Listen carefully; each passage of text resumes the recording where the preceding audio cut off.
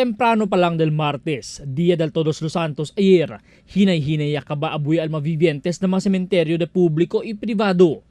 Para observa, un día cada año, manjunto con el familia que despedía.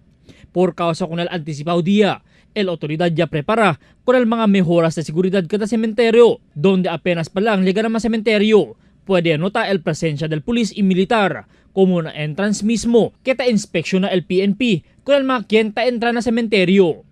Total assessment del liderato del Zamboanga City Police Office que very peaceful o bien pacífico o no hay algo suceso o ya sucede ay mediante este día o relataw con el obserbasyon. So far sa mga assessment with regards to sa celebration natin ng yung paggunita dito nga sa Undas o yung sa mga mahal natin sa buhay na mga ang tawag ito, na mayapa na, ay maganda naman at very peaceful for the entire Zamboanga City. El Cose habla el oficial encargado del mando policía local, Senior Superintendent Luisito Magnaye na temprano programa del Dateline Teleradyo lang aga.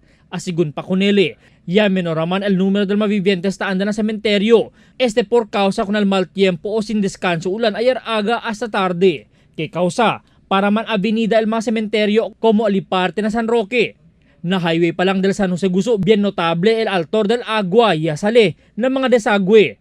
Ya subi también el agua na Rio del San Jose Guso. Na Facebook post del alcalde Beng Climaco, quien aktibo también na social media. Ya manda mira, kaya manrunsyada el alcalde junto con los miembros del PNP y Fuerza Armada del Pilipinas para personalmente para mirar el sitwasyon ng mga vivientes aquí desde el público y privado sementeryo. Maraming volume ng tao lalo nung mag-start tayo sa umaga hanggang tanghali, pero nung nag-start na mag-uulan, kahit pa paano, yung mga kababayan natin paunti-unting pumunta sa mga sementeryo.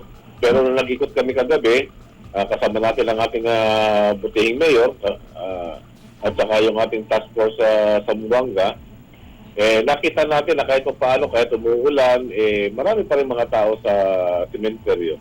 Este día tiene pa siempre cuantos vivientes taanda na sementeryo, siendo este día mismo el día para del Almas. No hay también grande problema de tráfico desde ayer na mga major intersections o highway, siendo ya puede implementar buenamente con el traffic rerouting scheme de la autoridad. Albert Luna, Dateline Zamboanga.